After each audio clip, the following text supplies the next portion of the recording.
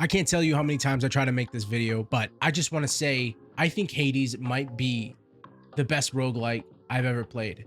We just came off beating this game last week on stream, twitch.tv/Dexilic, but wow, what a game. And I want to talk about a little bit what I think makes this game so damn good. There's so many aspects, and this is going to be sort of like a little bit of a yap session, but stick with me and hopefully by the end, I'll have convinced you a little bit into maybe purchasing this game if you're looking for something new to play that's not going to break the bank. And by new, I mean something that's not in your library. So Hades is all about Zagreus. You're playing as Zagreus. You're trying to escape hell, and not just hell as a physical place, but the hell in his mind. This game could essentially be Daddy Issues the game, because Hades, as expected, is such a damn prick to his son Zagreus, belittling him, belittling you, because that's who you're playing, and making you feel worse and worse and worse as you're trying to escape this hell that you're in, quite literally. As you escape and you move up and up and up and up and up and up and up, and you try to get out, you're met with countless enemies, as is typical by these like dungeon roguelites. Like if you've played anything like Enter the Gungeon, it's very similar to that kind of stuff. As you're trying to escape, you're met with so many different enemies with so many different abilities, and the only help you're getting is from the various gods that you meet along the way. And these gods are related to you because a lot of these gods are, well, they come from Greek mythology. I'm pretty sure it's only from Greek mythology, but anyway. As you keep progressing, you get to talk to your aunts, your uncles, and they're trying to assist you in your attempt, your escape attempt to get to the surface. Now, this creates a lot of interesting dialogue as you go on and you go through. And one of the interesting gameplay mechanics that is very unique to this game is how after each attempt that you make, and you die, because you're gonna die a lot, sent off through the river Styx back to where you came from, there's a unique sense of, wow, this game understands what I'm going through in the way that it presents all of the dialogue to you, because the game remembers every single time you die, almost. Like, for example, if you die to X enemy, it will bring up the fact that you died to X enemy the moment you get out of this bloody pond. And every time you emerge, every time you get out and you go to try again, you have a little bit more of this sense of like, I have to do this, because either you're getting positive feedback from these various characters that you meet along the way, or you're getting negative feedback from your father Hades. And as you go on, there's a little secret that's unveiled that changes the trajectory of the story, giving you even more incentive to get to the surface, to get out and escape your father's wrath and all that comes with it. Now, interestingly, which you would think if you're doing the same thing over and over and over, this must get tired and must get boring. I'll tell you right now, this doesn't happen at all. If anything, it's the opposite. And I think that's what this game does really, really well. Now, this is coming from Supergiant Games. They've developed things like Bastion. They've developed games like Transistor, I believe, if I'm correct. This isn't their first time around the block. They've done this a few times. And you can tell by the amount of polish and the amount of dialogue and effort that's gone into this game. And what it reminds me of is something of like Baldur's Gate caliber. Now, is it as expansive? No, I wouldn't say so, because Baldur's Gate gives you so many different dialogue options and so many different opportunities to change the style of the gameplay.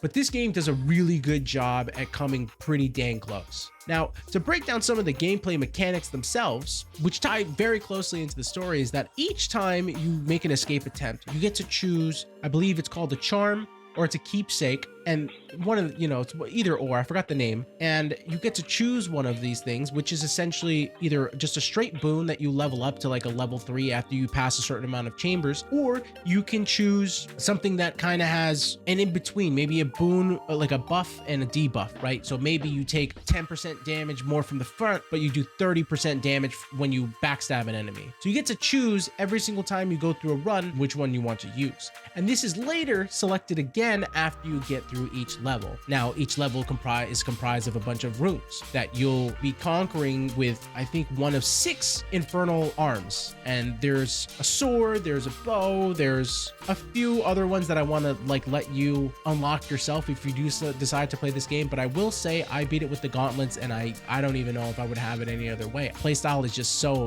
that playstyle is just amazing to me. I love playing with the gauntlets. As you keep going through the game and going through each level, every single room gives you a choice choice between different gods boon that you talk to, which by the way, again, this is fully voice acted, and each time you interact with these different characters, you get more dialogue, and not only just dialogue from trying to interact with them to get a boon, but you have the choice to further your relationship with them and give them like some sweet honey that is really sought after in that realm. Now, going back to the different choices that you make per room, you get to choose between a boon, you get to choose between money, which is very, very helpful. It gives you a lot of flexibility between, you know, do I need more health, or do I need just more attack, or do I want to use this money to buy something like a buff that only lasts maybe for like 6 encounters that you buy through the well of Charon, I don't remember, I don't know how to pronounce the name, but you also get to choose between this currency called darkness. Darkness is a currency that is used throughout each escape attempt, and it's one of the only things that remains permanent and stays with you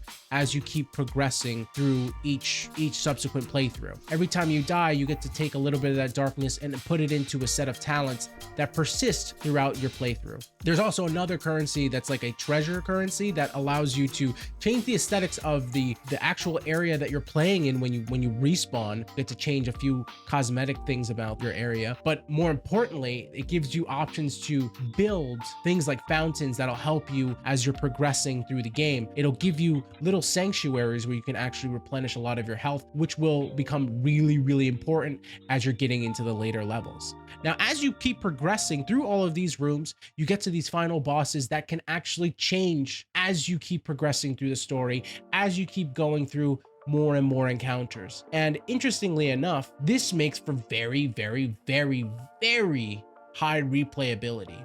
It gives you it gives you this feeling of like, well, you never know what's going to come next, because when you feel like you've seen it all, it seems to throw more and more at you. There is one boss in particular that does have around, I believe, 3 variations. Some are harder than others, in my opinion, especially depending on what kind of weapons you bring. And that really makes it feel fresh. It doesn't make it feel like I'm just trudging through the same dang dungeons, or I should say encounters, trying to just do the same thing, trying to do something that I just previously failed at and just getting extremely frustrated. There's something fresh every single time you go and play through the game. Now, going a little bit more into replayability, this game gives you a huge reason to come back. After you finally escape, after you do everything that you have to do, it gives you another reason, further reason to keep doing it over and over and over and over. And not just from a fun gameplay perspective, but from a story perspective. And you get more rewards. You're able to do, if you're a completionist, this is definitely something for you. You get to keep playing and accepting, I believe what they're called, or bounties, that are essentially these modifiers that make it harder for you to escape. And all of this is tightly wound into the narrative of the story. Like they find a way to take all of this and make it feel cohesive. Now, if you're looking for something that is going to give you a lot of value, a lot of bang for your buck, this is definitely a game I think is worth checking out, especially during a Steam sale. And if you do have a Steam Deck and you don't really have a lot of time, it's perfect for maybe when you go to, let's say you're traveling, you can just pop this game on, or I was gonna say pop it in like it's fucking like 1998 or 2000 or something like that. You can just turn on your Steam Deck if you have one of those. It's a perfect game for that. It looks gorgeous, by the way. Visuals are amazing, and just play a few levels and then just turn it off. It's very easy to hop in and out.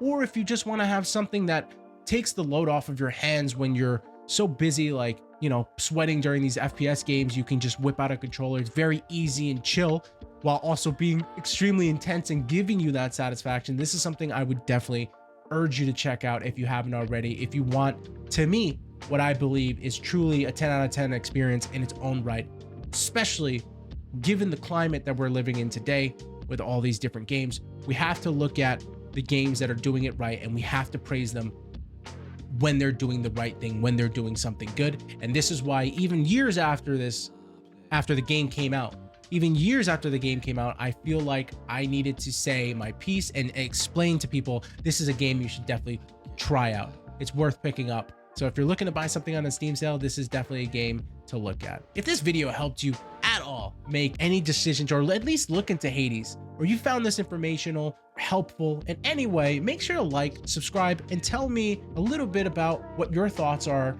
if you've checked the game out, or if you've just been looking into the game. I'm excited to play Hades 2, and hopefully I'll see you there. Peace out, guys.